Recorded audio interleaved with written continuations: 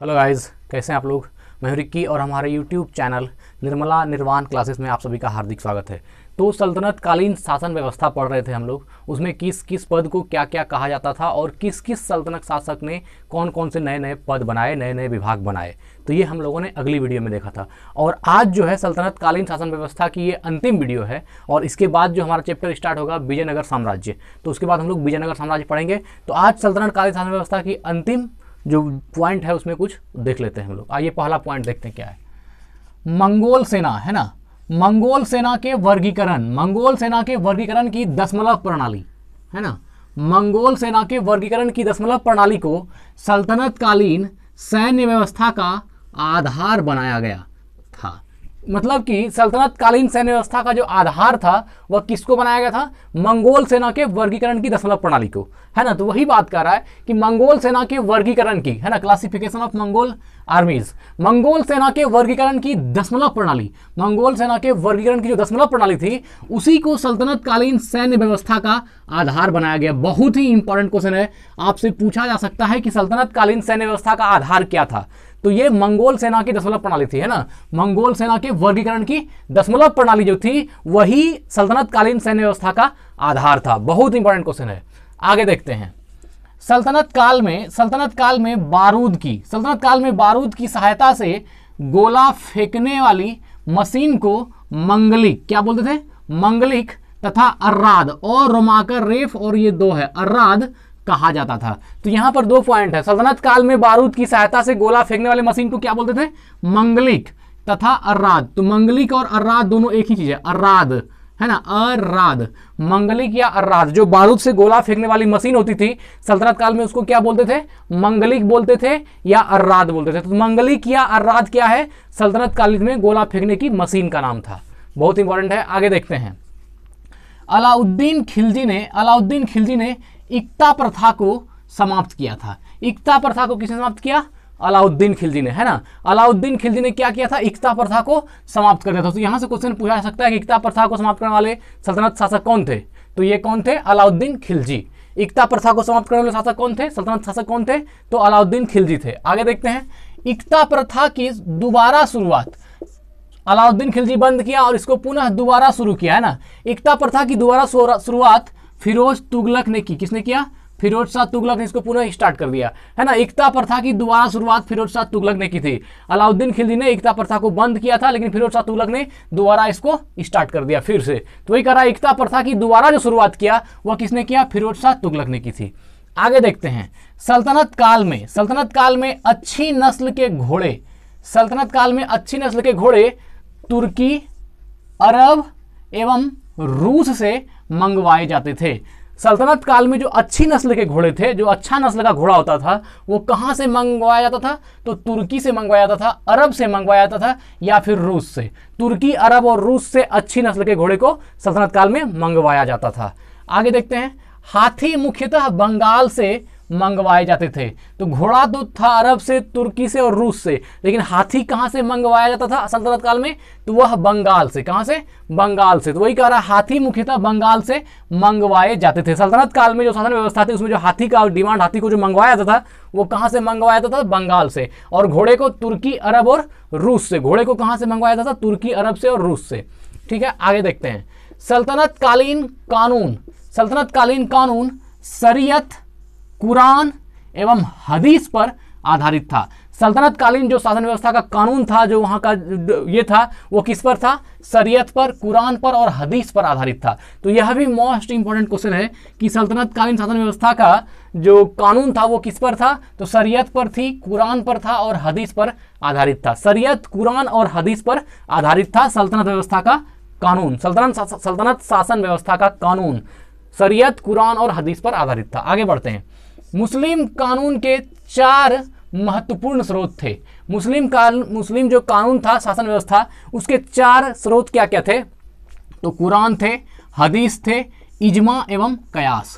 कुरान, हदीस, इजमा और कयास, ये 4 चीज जो है मुस्लिम कानून के 4 महत्वपूर्ण स्रोत थे। मुस्लिम कानून के 4 महत्वपूर्ण स्रोत क्या क्या थे? तो कुरान, हदीस, इजमा और कयास। कुरान, हदीस, इजमा और कयास, ये 4 जो है मुस्लिम कानून के 4 महत्वपूर्ण स्रोत थे।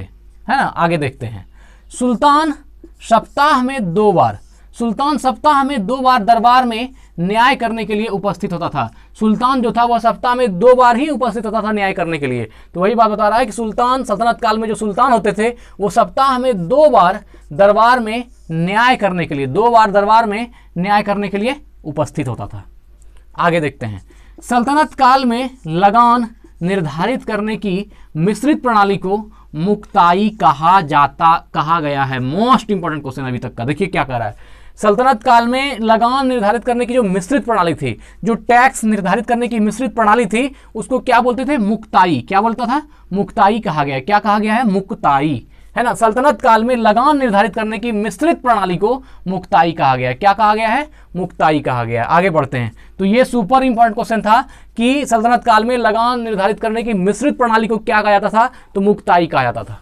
आगे बढ़ते हैं, भूमि की नाप जोख करने के बाद क्षेत्रफल के आधार पर लगान का निर्धारण मसाहत कहलाता था। इसकी शुरुआत अलाउद्दीन ने की। इसकी शुरुआत किसने की? अलाउद्दीन खिलजी ने की। कह रहा है भूमि की नाप जोख, नाप लीजिए कितना भूमि है, नाप जोख करने के बाद उसका क्षेत्रफल के आधार पर, जितनी बड़ी भूमि होगी उसके अनुसार लगान देना पड़ेगा, जितना बड़ा एरिया होगा उसके अनुसार टैक्स देना पड़ेगा। तो वही कह रहा है कि भूमि की नाप जोख करने के बाद क्षेत्रफल के आधार पर लगान का निर्धारण कौन करता था? मसाहत करता था। हाँ, लगान का निर्धारण मसाहत कहलाता था। इसकी शुरुआत अलाउद्दीन ने की। ओहो, ये जो क्षेत्रफल की दृष्टि से लगान लिया जाता था तो उसको क्या कहा जाता था? मसाहत, है ना। जिसका बड़ा खेत होगा उसको बड़ा मसाहत और जिसका छोटा खेत होगा उसका छोटा मसाहत। तो वही हुआ, भूमि की नाप जोख करने के बाद क्षेत्रफल के आधार पर लगान का निर्धारण मसाहत कहलाता था। इसकी शुरुआत किसने की? अलाउद्दीन खिलजी ने की। मतलब कि भूमि को नाप करके टैक्स लेने का आरंभ किसने किया? अलाउद्दीन खिलजी ने किया। आगे बढ़ते हैं, पूर्णतः केंद्र के नियंत्रण में रहने वाली भूमि खालसा भूमि कहलाती थी।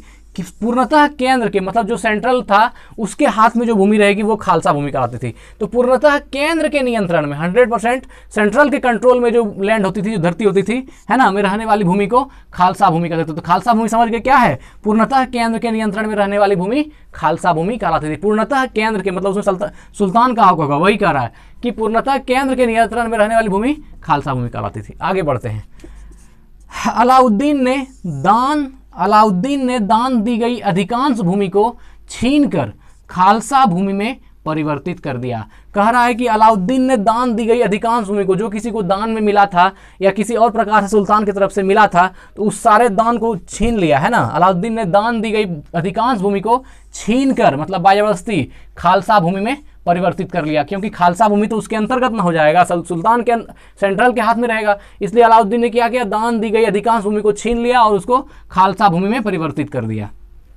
आगे देखते हैं, देवल सल्तनत काल में अंतर्राष्ट्रीय बंदरगाह के रूप में प्रसिद्ध था। तो सल्तनत काल में अंतर्राष्ट्रीय बंदरगाह के रूप में कौन प्रसिद्ध था?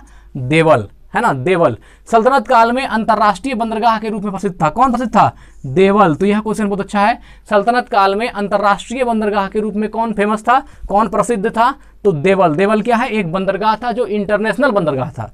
ठीक है, तो यहां तक पॉइंट देखे। अब आगे क्या है देखिए, अब यहाँ पर हम शासन व्यवस्था पढ़ रहे हैं सल्तनत काल की, तो स्वाभाविक है उसके अंतर्गत जो जो चीज़ें आएगी उसको देखना होगा। तो यहाँ सिपाही जो होता था उसके बारे में है। 10 अश्वारोही अर्थात 10 घोड़े के घुड़सवार को मिलाएंगे तो उससे एक सर एक हेल बनेगा। क्या बनेगा? एक सर एक हेल। 10 अश्वारोही बराबर एक सर एक हेल, मतलब 10 अश्वारोही का नियंत्रण जो है एक सर एक हेल के हाथ में रहेगा। दूसरा है 10 सर एक हेल बराबर एक सिपह सालार। 10 सर एक हेल को मिलाएंगे तो एक सिपह सालार बनेगा। कौन बनेगा? एक सलाह सिपार, या फिर कहिए एक सिपह सलार के अंतर्गत 10 सर एक हेल का जो है उसके अंतर्गत उसका डेटा आता है। और यहाँ देखिए, अगर 10 अश्वारोही बराबर एक सर एक हेल, तो 10 सर एक हेल में कितना हो गया? 100 अश्वारोही हो गया। तो 100 अश्वारोही का एक सिपह सलार होता था और 10 सिपह सलार का एक आमिर। अब बताइए, 10 सिपह सलार अर्थात 1000 घोड़ा वाला जो हुआ उसका 1000 अश्वारोही का एक आमिर होता था, जिसके अंतर्गत 1000 घुड़सवार होते थे। और 10 मलिक मिलके एक खान बनता था, और 10 मलिक मिलेगा तो एक खान, 10 मलिक पर एक खान होता था। ये जो कही गई बातें हैं ये उस समय की सैनिक व्यवस्था, जो सैन्य व्यवस्था थी सल्तनत काल की, उसके बारे में बताया जा रहा है कि 10 अश्वारोही मिलेगा तो एक सर एक खेल बनेगा, 10 सर एक खेल बनेगा तो एक सिपह सालार बनेगा, 10 सिपह सालार होता था तो उसमें एक अमीर होते थे और 10 मलिक मिलकर के एक खान होते थे। तो ये बहुत इंपॉर्टेंट है, कभी कभी पूछ लेता है इसको। अब देखिए यहाँ स्थान दिया है और ये प्रसिद्धि के कारण, यह स्थान किस लिए प्रसिद्ध था उस समय, इसके बारे में जानकारी है। तो एक तरफ स्थान दी गई है, ये स्थान है, और ये स्थान उस समय सल्तनत काल में किस लिए प्रसिद्ध था उसका कारण यहाँ दिया हुआ है। तो पहला है सरस्वती। सरस्वती एक जगह का नाम है और ये अच्छी किस्म के चावल के लिए प्रसिद्ध था, अच्छी किस्म के चावल के लिए। तो आपसे पूछा जाएगा सल्तनत काल में सरस्वती जो स्थान था वो किस लिए प्रसिद्ध था, तो चावल के लिए। सरस्वती अच्छी किस्म के चावल के लिए प्रसिद्ध था। सरस्वती क्या था, अच्छी किस्म के चावल के लिए प्रसिद्ध था। दूसरा है अनिलवाड़ा। तो अनिलवाड़ा किस लिए प्रसिद्ध था, तो अनिलवाड़ा जो है यह व्यापारियों का तीर्थ स्थल था। व्यापारियों का तीर्थ स्थल कौन सा था, अनिलवाड़ा। तो व्यापारियों के तीर्थ स्थल को क्या कहा जाता था, अनिलवाड़ा। या अनिलवाड़ा जो स्थान था सल्तनत काल में वो किस लिए फेमस था, किस लिए प्रसिद्ध था, तो वह व्यापारियों के तीर्थ स्थल के लिए प्रसिद्ध था, व्यापारियों के तीर्थ स्थल के लिए। तीसरा है सतगांव। क्या है, सतगांव। सतगांव किस लिए प्रसिद्ध था, तो यह रेशमी रजाइयों के लिए, है ना, रेशम की रजाइयाँ यहाँ बनती थी और रेशमी रजाइयों के लिए प्रसिद्ध था। कौन, सतगांव। सतगांव सल्तनत काल में एक स्थान था जो रेशमी रजाई के लिए फेमस था। आगे है आगरा। आगरा तो आप जान ही रहे हैं, आगरा नील उत्पादन के लिए प्रसिद्ध था। आगरा किस लिए, सल्तनत काल में आगरा किस लिए प्रसिद्ध था, तो नील के उत्पादन के लिए आगरा बहुत प्रसिद्ध था सल्तनत काल में, है ना। तो आगरे में नील की खेती होती होगी या आगरा में नील किसी भी प्रकार से हो, वहां पर नील का उत्पादन ज्यादा था।